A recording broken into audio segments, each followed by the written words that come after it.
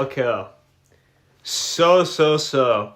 Yesterday we went over education and welfare provision for the British topic. Today we're going to wrap things up by looking at the NHS, and then that is all of Theme 2 fully revised, which is good because Theme 2 I was beginning to get a little bit worried that I was missing a lot. I'm not missing a lot. Before we crack on with the NHS, I want to revise what I did yesterday to actually make sure I'm not forgetting anything important. I'll probably forget one or two little things, but we'll see what we can remember just right now. Then once we're finished with the NHS, I want to wrap up today's stream by planning an essay question on entertainment, things like TV, radio,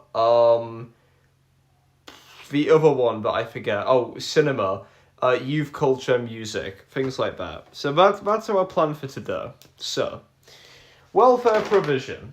Welfare provision. The best way I found to revise... Hello. Hey, man. Wait, that is Kieran, right? Bro, you change your name like once every day. I give up. I give up trying to remember what it is.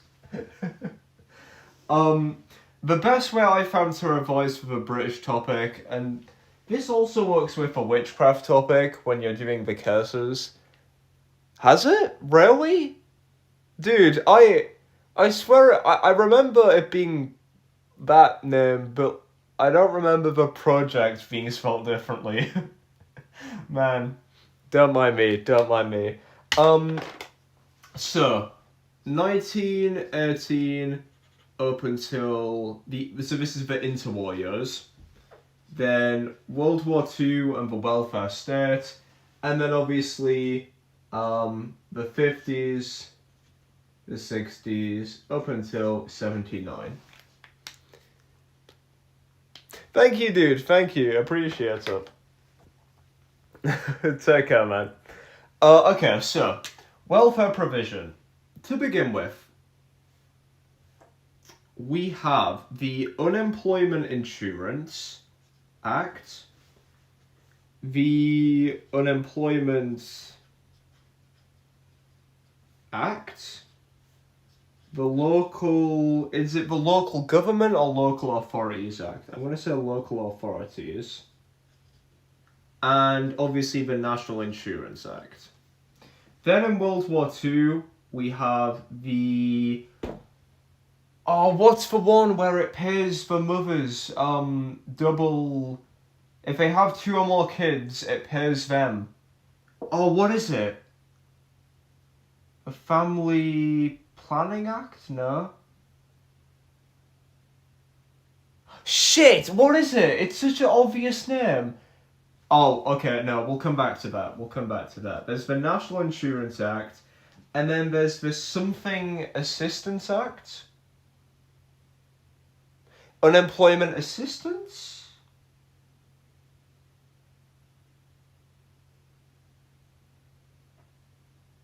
But oh my god. There's the Something Assistance Act. Then, the 50s, you have the Other NI Act. You have opposition from the New Right. And you have social values. And that's the entire provision topic. What is this? What? Oh no, I can't cheat, because what if I got this in an exam? It's the act that provided benefits to the women directly who had 2 or more children, which supported a lot of mothers whose husbands had died during the war. What is the name of this act? The Family Insurance Act? That seems like it could be plausible. Oh, I don't want to cheat. You know what? We'll go through everything else, then we'll look. I don't want to cheat. I really don't want to. Right. National Insurance Act.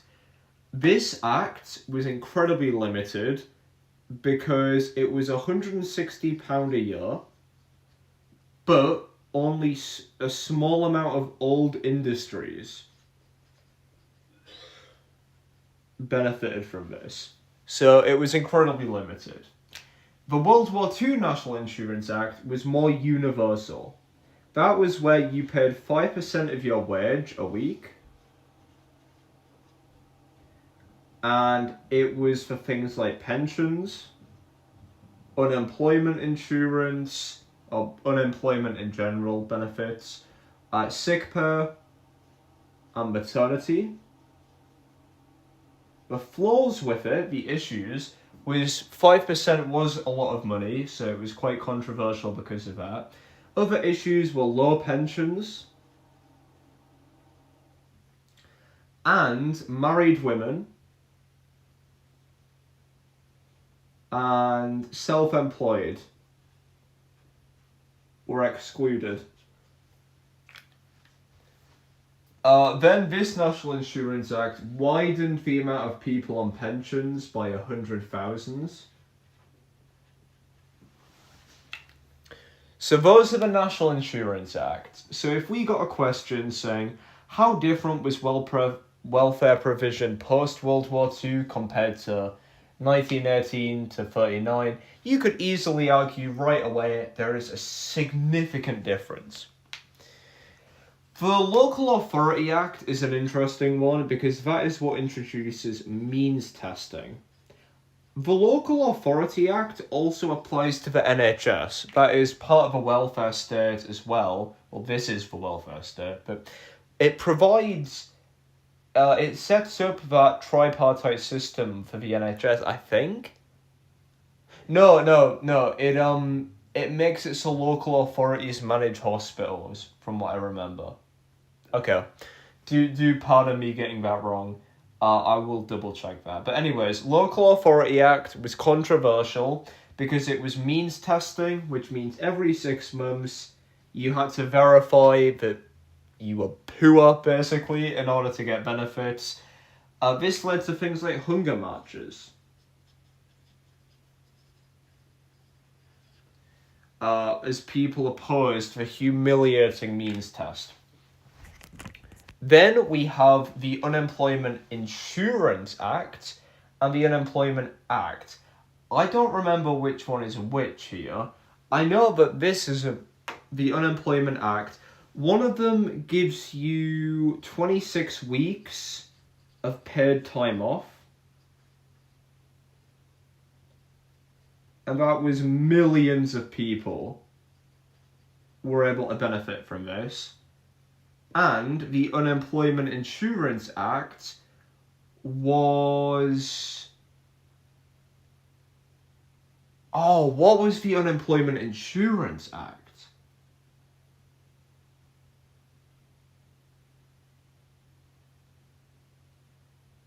I don't recall. I don't recall what the Unemployment Insurance Act is. I mean, it's in its name, unemployment insurance, but... Was that literally just paid people who paid into the scheme? Feel like in an exam you could easily allude to some of these and not describe them. So paid those who paid into scheme. I remember the Unemployment Act came last. That's all I remember. Anyways, this act that I forget the name of, it's the Family Something Act, surely. That has to be it. It was paid directly to women who had 2 or more children. Now, you could use that act in a lot of ways. You could use that act in the liberal society, you know, to suggest a change of gender roles. But mainly, if you get a question on women, use that act. Whatever act it is, the Family Something Act. I will find the name. Then there's this, which might be called the National Assistance Act, something like that. This is where it was a non-universal, non-universal form of financial aid, but it was not means tested. And about 1 million people benefited from that. Then we move on to the New Right movement. This is basically just a bunch of old twats.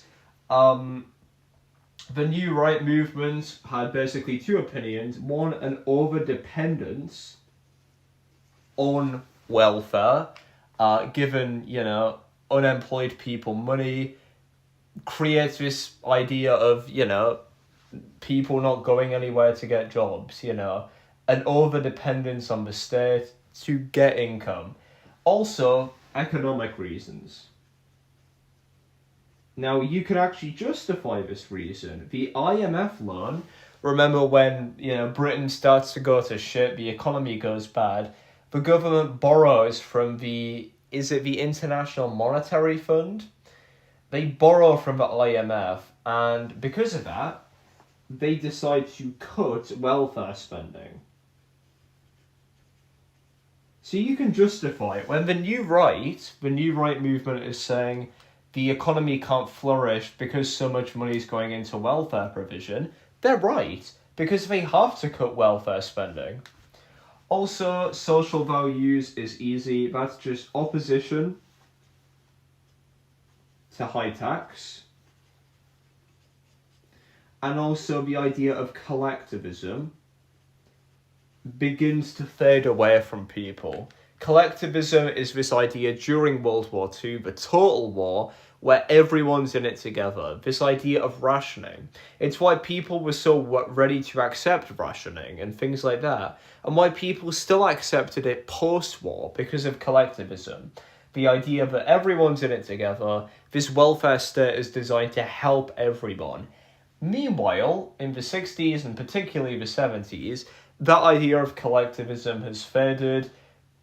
It's more individualism now. People saying, well, hold on, why am I being limited because other people can't get jobs? It's how it works now.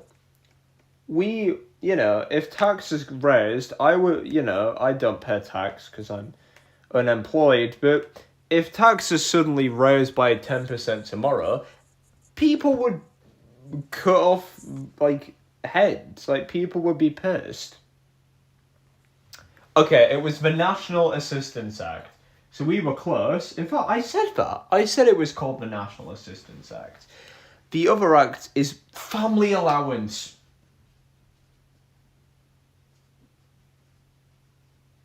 I was this close.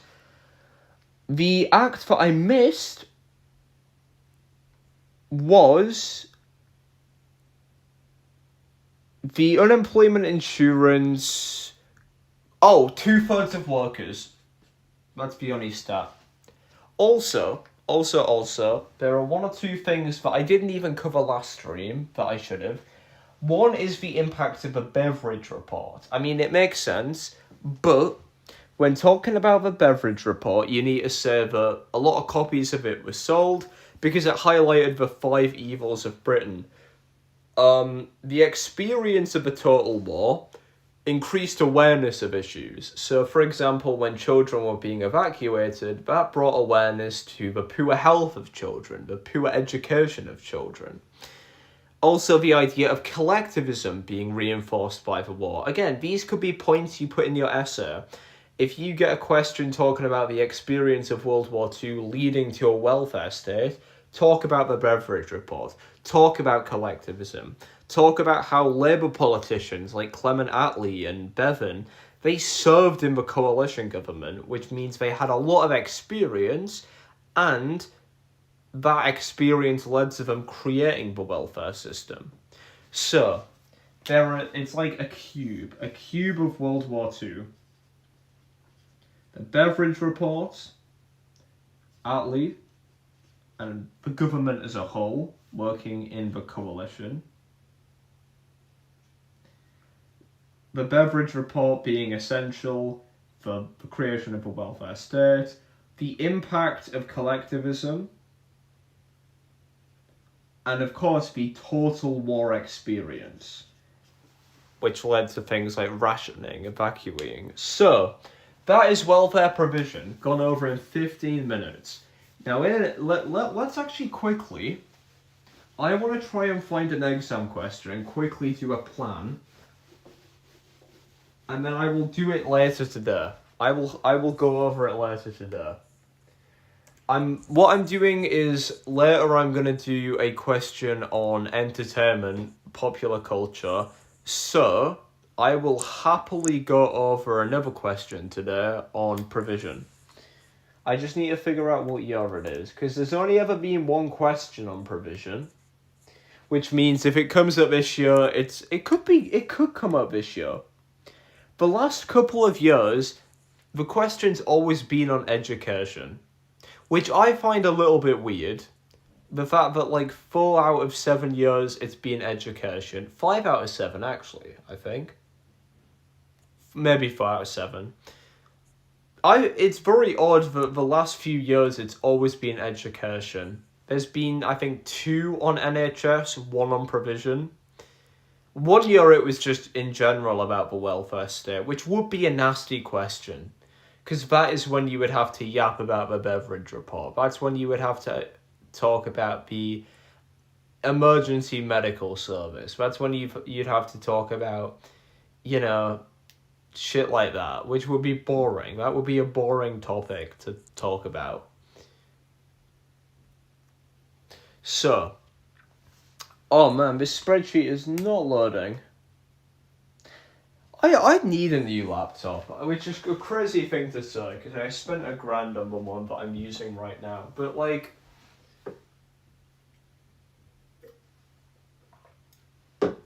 I'd happily pay another $1,000 to get a laptop that had better, processing speed. Like, I need a faster laptop than this. Probably doesn't help that my Wi-Fi is not good, but, I want one that, doesn't overheat when you open Scratch. Like my MacBook. I need a better one. This one's good, don't get me wrong. It's very sleek, very, good quality visually, but anyways. The question on provision was a 2020 question. I am not a poet. I am just a designer of words. Let's look for this question paper. I would cry if I got a question on provision, because a week ago I would have known nothing. Now I know everything. So, how different was the provision of welfare? This would be such a good question. How different was the provision of welfare 1945 to 79 from the provision of welfare 1918 to 39? Okay, so we could talk firstly. Okay, how are we going to plan this? Because I know what you would talk about, I just don't know how you would plan. You would talk about there being differences. The difference, firstly, in the idea of means testing, and the idea that it was very limited. Things like the original National Insurance Act in 1918 being very limited, then talking about the National Insurance Act 1946, I think it is, the one that opens it up, makes it more universal, it's not means tested.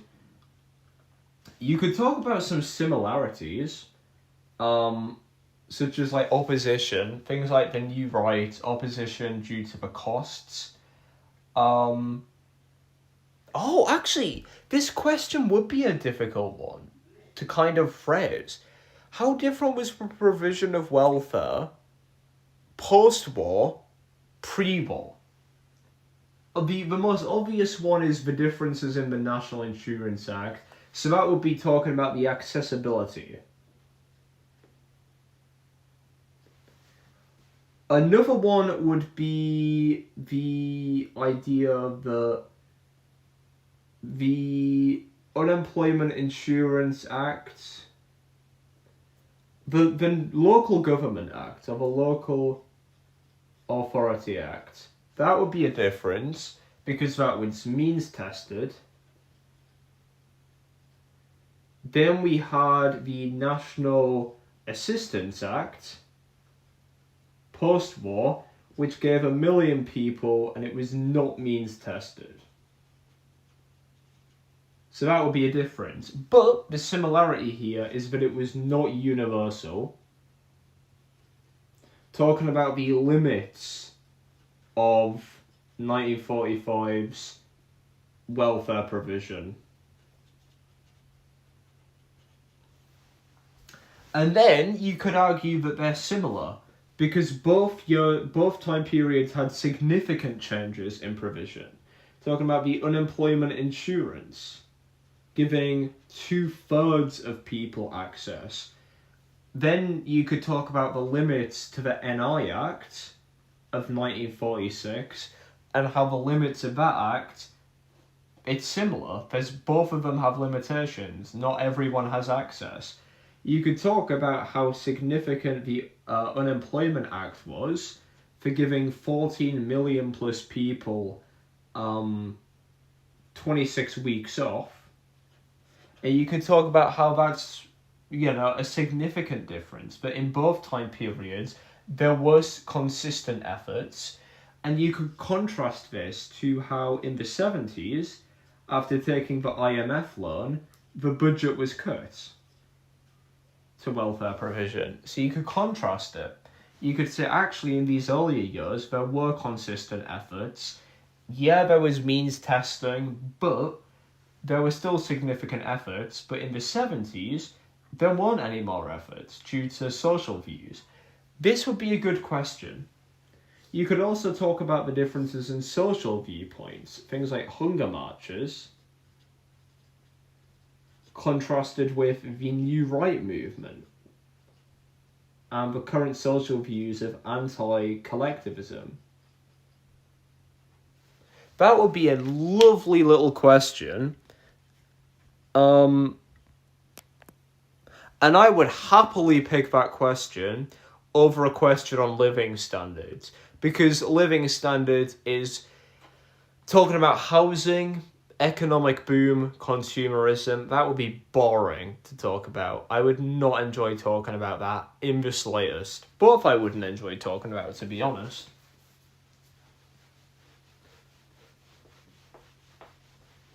I would not enjoy talking about provision or living standards, but at least with living standards, it's, a lot more consistent in terms of, provision of welfare is more comparable.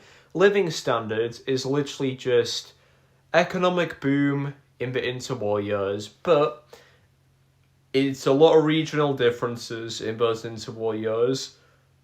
When it comes to rearmament, factories, munitions mean that there's not as much regional difference. Housing acts throughout the time period lead to millions of houses. Then in World War II, it's this idea of the New Towns Act, prefab housing, that being very good, but limited, because not everyone is able to access. But your main gripe of World War II is that there was a huge success in the welfare state, providing free healthcare when previously it was private, in providing welfare provision. You could reference provision.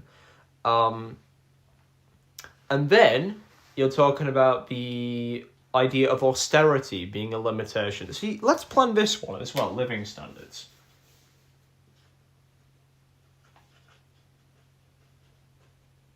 So the question is, how accurate is it to say that living standards saw sustained improvement? So we are going to say that there was the consumer boom of the, interwar years, but that it was heavily limited. So this would be your more disagree paragraph. You would say maybe not. Limited due to regional differences. You could also talk about the Depression and the impact of unemployment. However, you would then contrast this by saying that those regional differences fizzled out with rearmament, and the idea that this led to a lot more jobs, especially in manufacturing industries. Then your big one would be World War II, the impact of housing. Oh yeah, I forgot to put housing here too. Housing grew for a million with both Tory and Labour governments. Housing was a bit limited. Period of austerity, but welfare state. Then, in the 50s, is this idea of getting rid of the period of austerity. 50% of people own homes and cars. The idea of greater consumerism, which was cut in the period of austerity. That's a contrast. You could talk about how it did lead to the 70s crash, first being a limitation to living standards, but overall, there will be more to talk about there, like living standards. Oh, come on, why am I forgetting now? Honestly, that would be probably enough though. The growth of consumerism, the growth of disposable income, the rise of employment. Inflation is obviously what causes the 70s crash.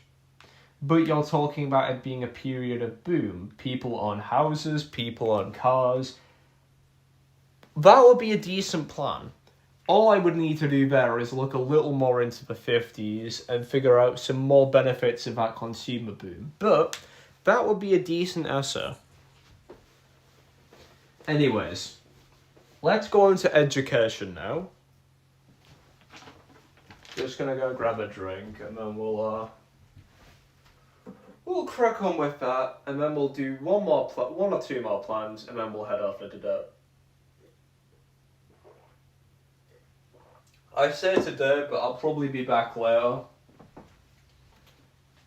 Oh yeah, I was gonna do NHS today. That was the whole point of this stream. I'm just rehashing stuff that I've gone over. But hey, two important things we remembered: the Family Allowance Act.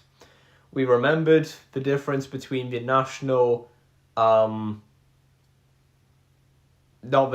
the Unemployment Insurance Act and the Unemployment Act. We were able to remember the whole National Assistance Act. So anyways, education is next. And then we'll go over the NHS. I'll go over it first through memory. Then we'll attempt to do it without. So, again, inter alios. Then the Butler Act. I'm basically setting it out like a bigger essay plan. And then, the 60s to the 70s. Right. Firstly, the O2 Education Act. And the 1918 Education Act. The Hutto Report. I think that's everything. I might be forgetting an act. Then we have the Butler Act. Then we have, in the 70s, the Crosland Circular. And then in our advantages and disadvantages, we have the Plowden Report.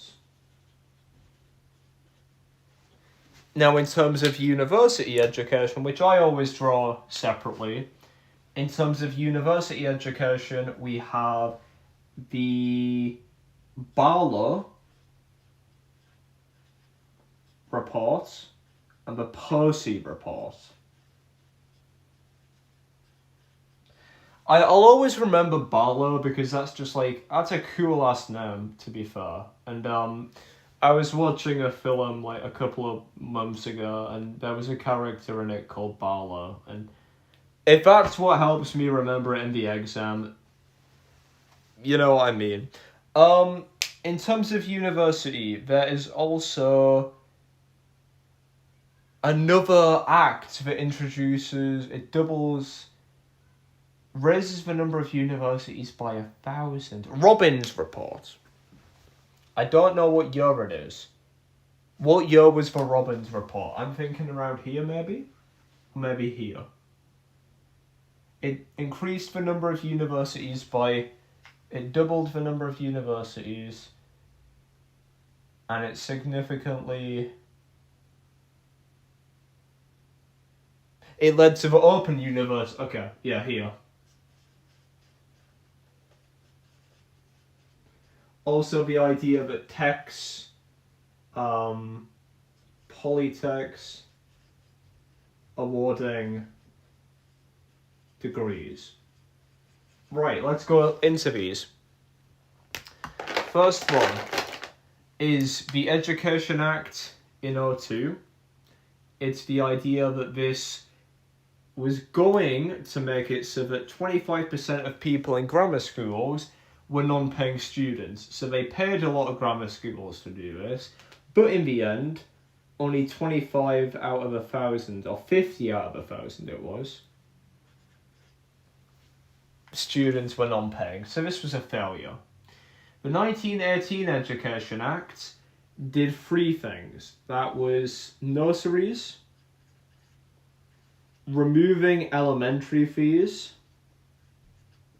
and raising the school leaving age to 15. The Haddo report is what inspires the Butler Act. It suggested a more, not comprehensive, not universal, that's what this is, comprehensive and universal. The other buzzwords. What are the other buzzwords? Free form of education, a secondary, and a formal. So formal and free secondary education. The Butler Act introduces the tripartite system. This is where you have your tech schools, your modern, and your grammar. All of these are flawed in massive ways, primarily because you have to take the 11 plus exam. Very controversial exam because it favoured middle class kids, which is eventually why people argue that it's not fair, leading to a Crosland circular. Grammar schools provided a formal education, leading people to go on to do their A-levels and eventually go on to university. Modern schools, however, provided factory fodder. They provided a general education and obviously the idea of factory fodder being that most people ended up working in brand new jobs created after the war. Tech schools, there were only about 5% of students in these. They were very expensive to build, but they did provide you with mechanical, and engineering courses. Around this time, we also have the Barlow and Percy reports. I don't remember what these did specifically, and I've looked everywhere and I can't find it, unless it says in the textbook. But I swear I couldn't find much on these. The Percy report recommended that universities should be expanded. Okay, yeah, I was right. So uni expansion. Which the Percy report, or the Barlow report also confirmed the Percy report, that there should be a greater focus on scientific courses being developed. The Robbins report for unis doubled the number of universities and led to the Open University. Polytechnic schools were allowed to award degrees as well. The Crosland Circular focused on a comprehensive universal form of education, and about 95% of schools, by the end of the time period, had adopted comprehensive education. The limits of comprehensive education were things like, in the Plowden report, which suggested a drop in standards in comprehensive schools due to trendy teaching. Plowden report was a limit. A decline in grammar schools also fueled public hysteria that these comprehensive schools weren't good because there was a drop-off in grammar schools. The advantages were we eventually had things like Ofsted, a national curriculum, which again links to that idea of it being universal. And finally, what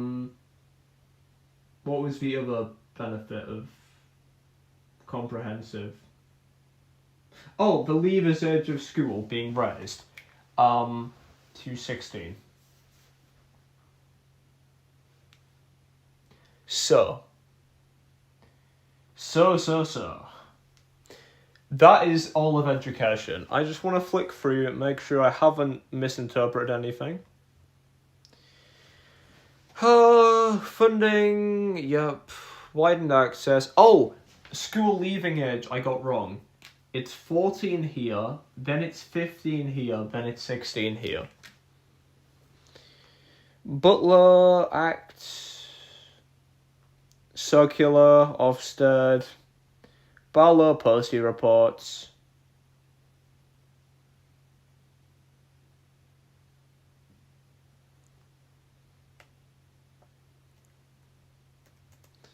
Robbins report, Open University, CNA. Cool, that is education.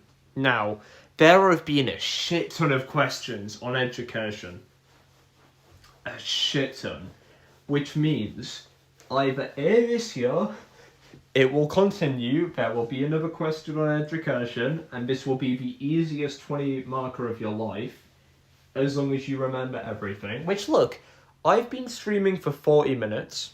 Listen. I've been streaming for 40 minutes. In that time, I have dumped everything on provision and education. It's taken me maybe 10 minutes to do that. You have like 2 hours in that exam, 2 hours 15, 45 minutes per question. If it takes you 10 minutes to do a plan, take 10 minutes to do a plan. If you're sat there scratching your head thinking, hold on, there was an Education Act in the interwar years, what did it do? Take the time to remember. You do not want to write a half-assed essay about a really nice topic, because then you're just going to give away 3 marks. At that point, you might as well try the hard topic that you don't know at all, because at least then, you'll die fighting and trying. There's no point looking at an easy essay on something like education or NHS and going, yeah, I know 1 or 2 things on this, let me write the essay on it. It's always worth taking time to remember 3 or 4 acts per each time period.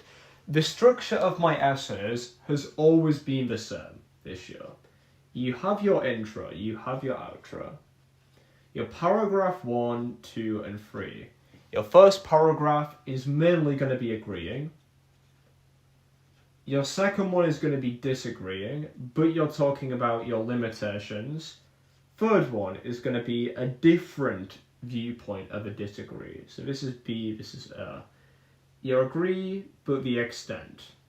You disagree, but the extent. And link it to your agree. You disagree, but the extent.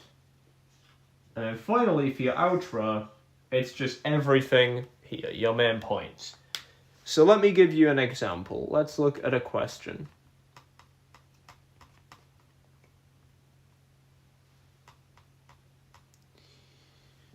How far do you agree that in the years 1918 to 51, changes to Britain's class structure were largely driven by war? I would maybe shake things up here. Your first paragraph, you're talking about the impact of World War I to class structure. Obviously, that would be your agree, because it did. It massively shook it up. Your slight limitations here are going to be things... Okay, well, hold on. Let me just quickly... My other disagree is going to be the Liberal Society. Wait, 51. Can we include liberal or not? Hold up. We can't.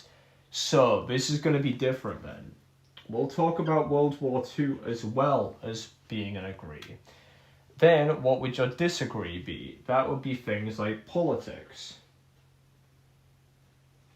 How things like class structure. Shit, why am I misremembering this? World War One had a significant impact. It was a decline of the upper class, the rise of the World War Two. I guess you could talk about limitations throughout. Because World War One,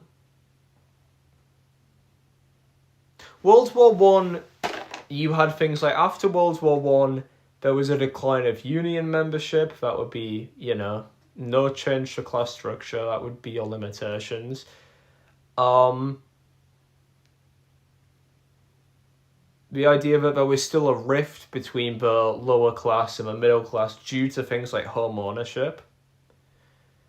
Why am I not remembering anything else for this topic?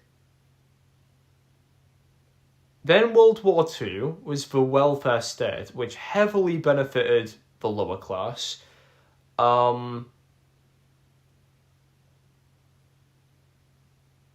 Creating a total war, things like rationing and a period of austerity leveled the classes, basically, created a lot of equality.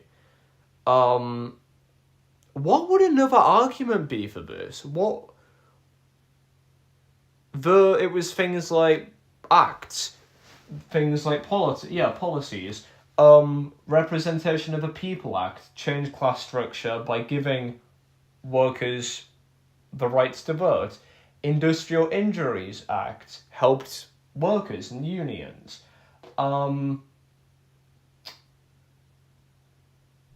Industrial Relations Act limited unions. What? Okay, no, we're checking. I'm checking the document. I must be fucking blind if I'm missing something.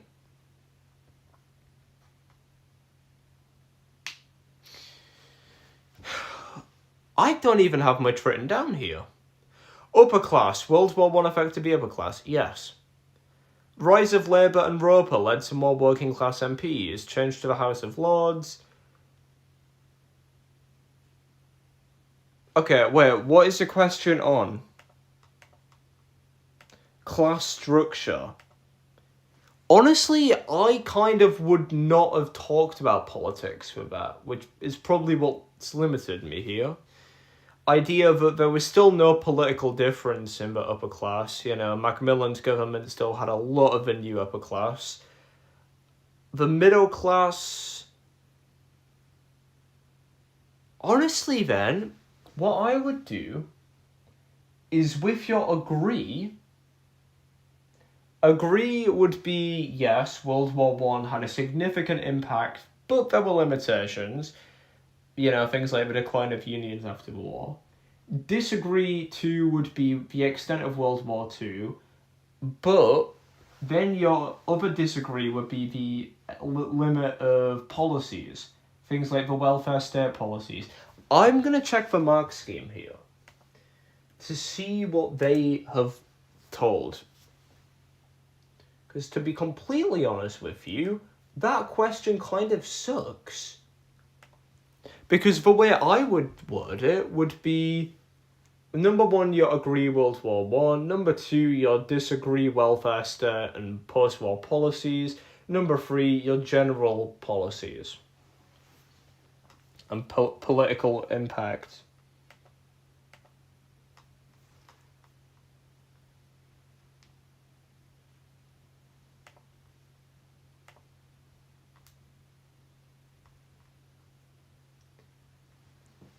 The working class made gains. Trade union membership, yep. 1/5 of peers died, the impact of the upper class, yep.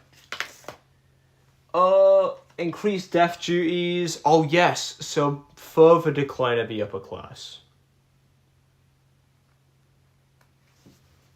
The idea of a Second World War. Your disagreement is going to be home ownership, interwar years, so a flux in the upper class, economic slump. So that is a difficult mark scheme to unpick. So overall, I probably picked a pretty bad question to do a breakdown of there, but yeah, I can see that. Your agree would be that, your disagree would be talking about the welfare state, its impact in levelling the classes, the period of austerity levelling the classes, but you would also talk about World War II's impact there, in full employment especially.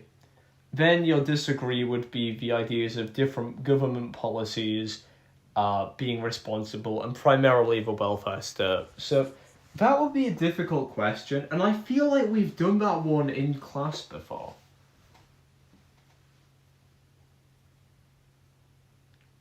We haven't.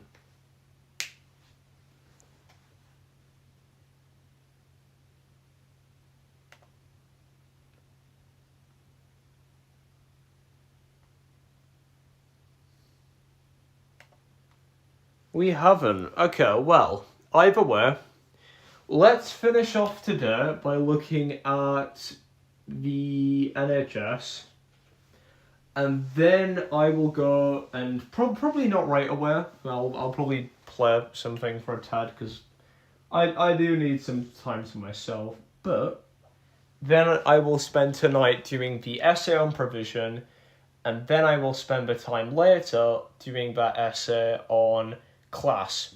Because, okay, something else quickly is the idea that I only really want to focus on 3 out of the 4 themes. The political theme is a monster of a theme. It's difficult. There's 4 themes you need to know. The politics theme, the welfare theme, the class theme, and the quality of life theme. Out of all of them, welfare is definitely the easiest. As we've just unpacked, it's a lovely theme. Every year there's always a nice question. The only year there wasn't was because it was talking about the general creation of the welfare state, which is difficult. But you can link it to Bevan, you could link it to the experiences of World War II, you could link it to specifically the Beveridge report on the Labour government. It's fine. Fine question. Welfare state is definitely the easiest. Second easiest is the class theme, but when you get a bit of a nightmare question like that, where it's talking about the indirect impact of wars, then it becomes a difficult theme. Still doable though. You could probably get half marks just by doing that. Then, in fact, I'm going to write this down. To do. So tonight, I want to do a question on provision, a question on entertainment, and the impact of World War II on class boundaries, or class. Those are the 3 essays that I want to do. So that, yeah, anyways, I'm skipping, I'm doing not much revision on theme 1. I'm focusing my revision on theme 2, 3, and then just because there could be bad luck and we could get a choice between theme 2 and 3 right away, I am making sure that I revise theme 4 just enough so that if I do get an essay question, I can waffle my way through it. What I'm hoping for is, first one is a choice between theme 1 and theme 4. No, that would be bad. A choice between like theme 1 and theme 2 or 3, then theme 4 and theme 2 or 3. Worst case scenario, it becomes a choice between theme 1 and 4, in which case I have to pick theme 4 and write a corny essay about cars or something, or TV, which is fine. Better than writing about politics. I could still write a good essay about politics, but anyways, into warriors.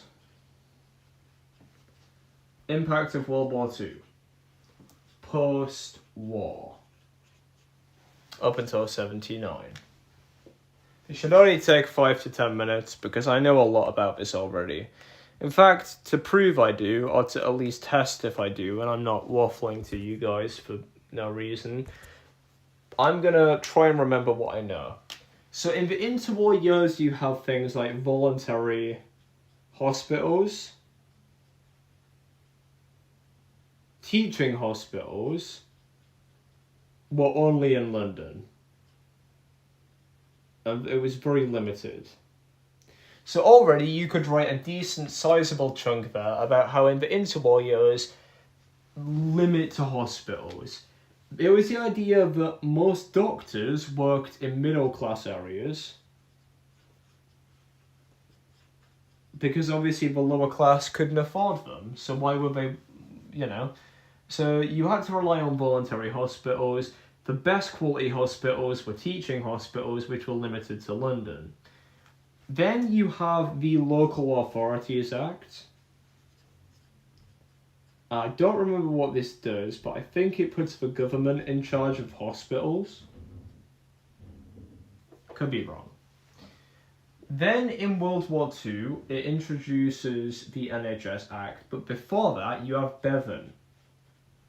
And his fight with the medicine, I don't know what you call it, the British IBM?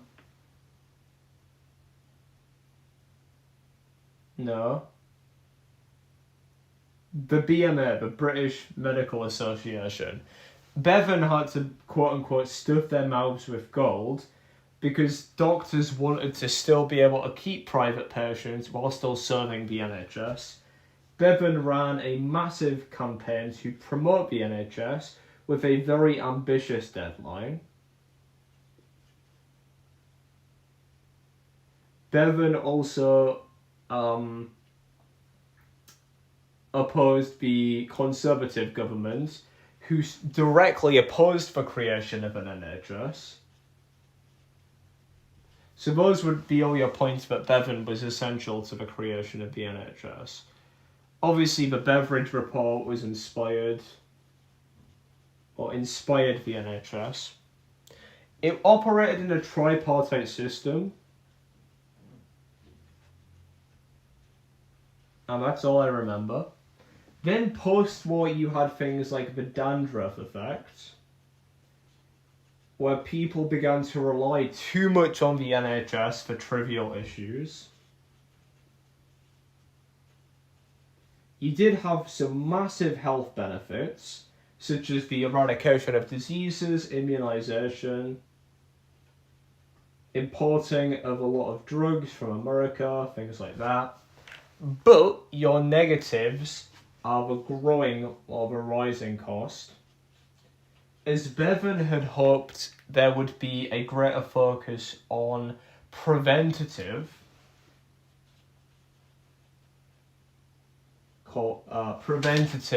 treatments, for example, vaccines, basically ways to stop people relying on the NHS. Bevan had hoped there would be a greater focus on preventative, but instead it was more curative.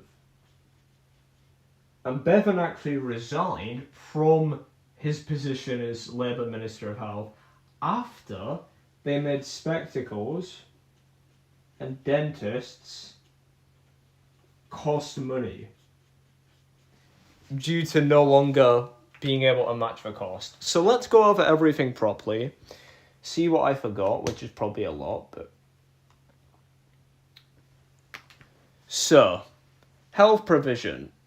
Oh, going back to the National Insurance Act, a compulsory health insurance only benefited 6 industries, did not account for women and children. So, already talking about the limits, which is what most of the interwar is. National insurance, oh my, this pen, getting rid of it. National insurance only covers 6 main industries.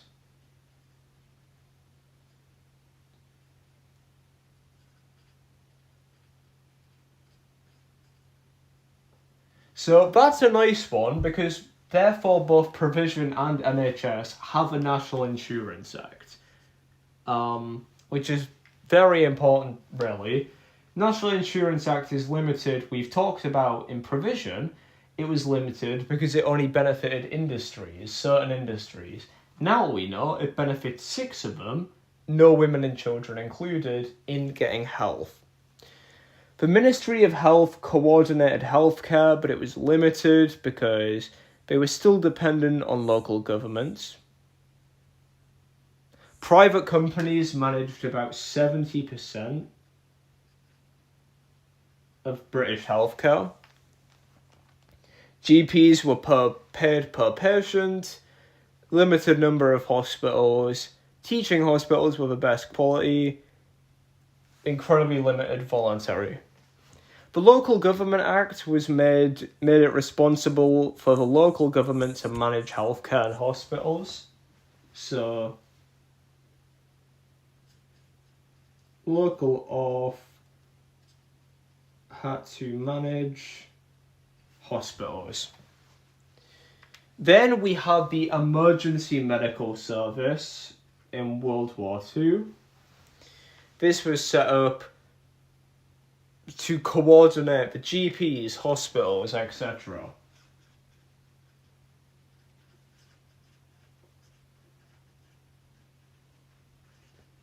So basically created a centralised system that acted as a foundation for the NHS to treat war casualties.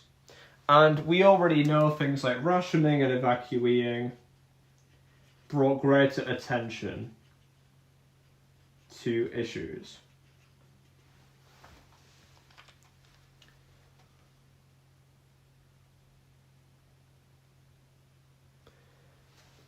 Then post-war, Beveridge report.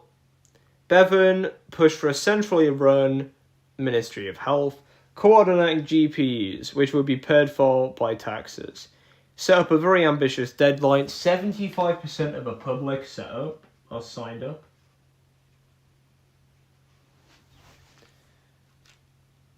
The BMA opposed Bevan. Doctors refused to sign up, with 90% opposing.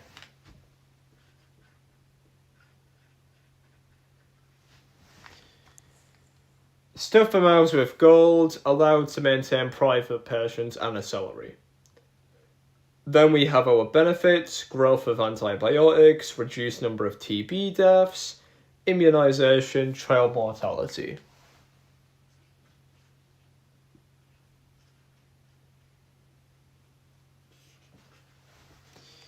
Then the challenges. There was a greater demand. 30 million were on doctors' registers.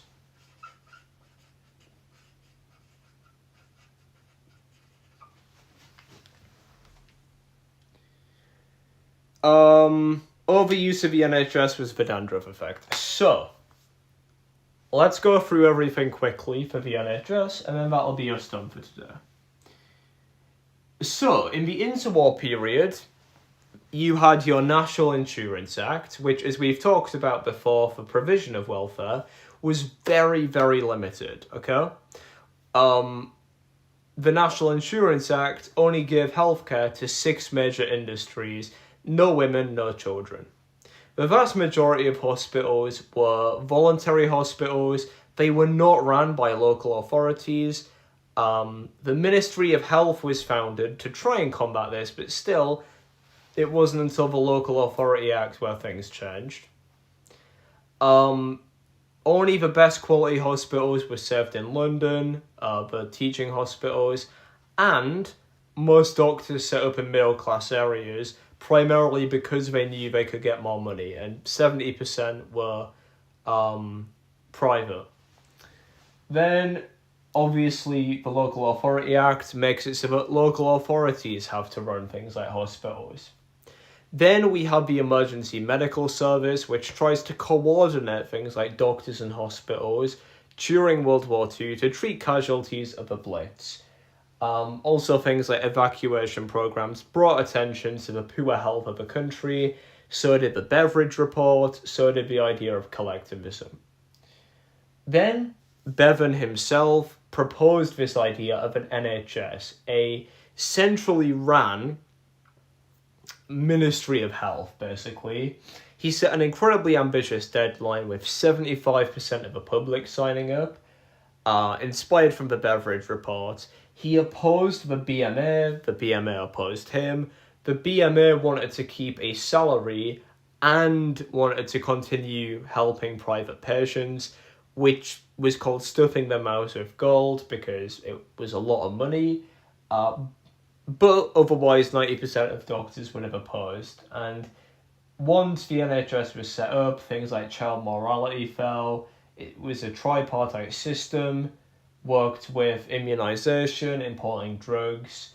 But then we talk about our limits. 30 million were on doctors' registers.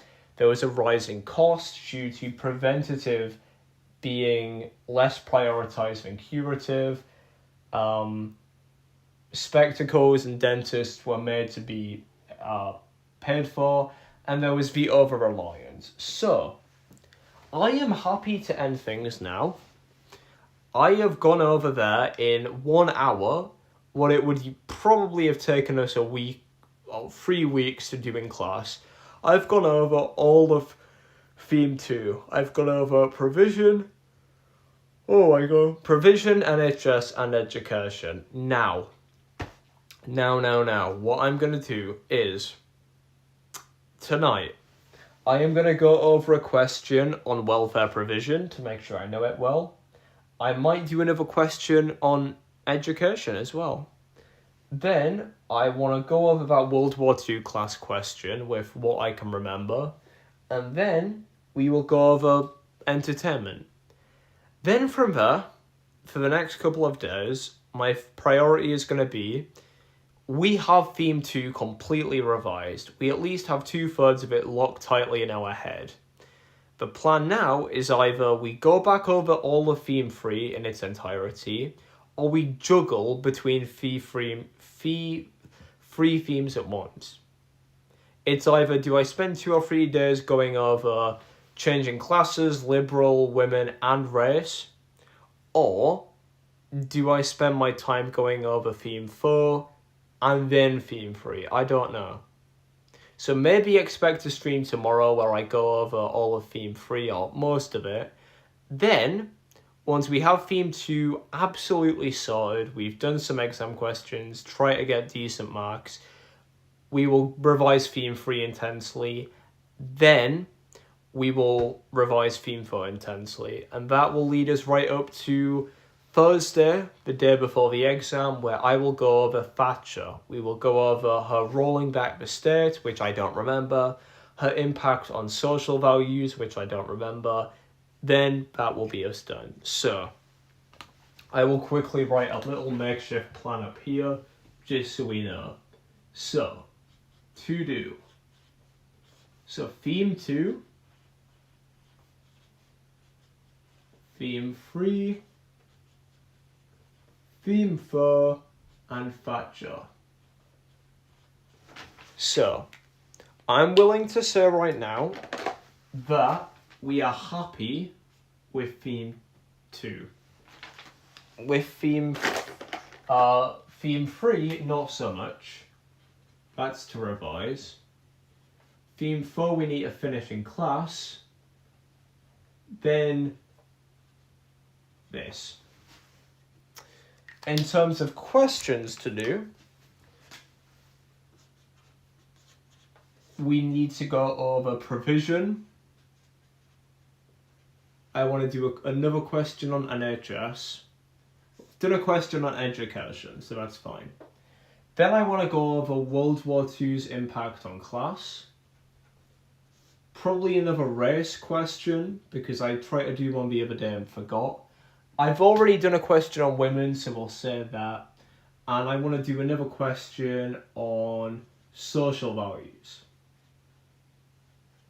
Then, question on leisure, the question on entertainment,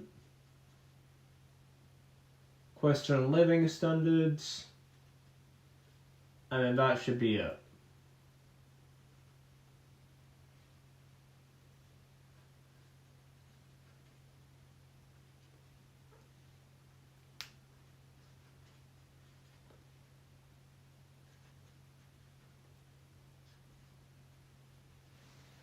So, Out of all of these, I've done one question on education. I did one question on women. I've half asked a question about the Liberal Society just in case it came up.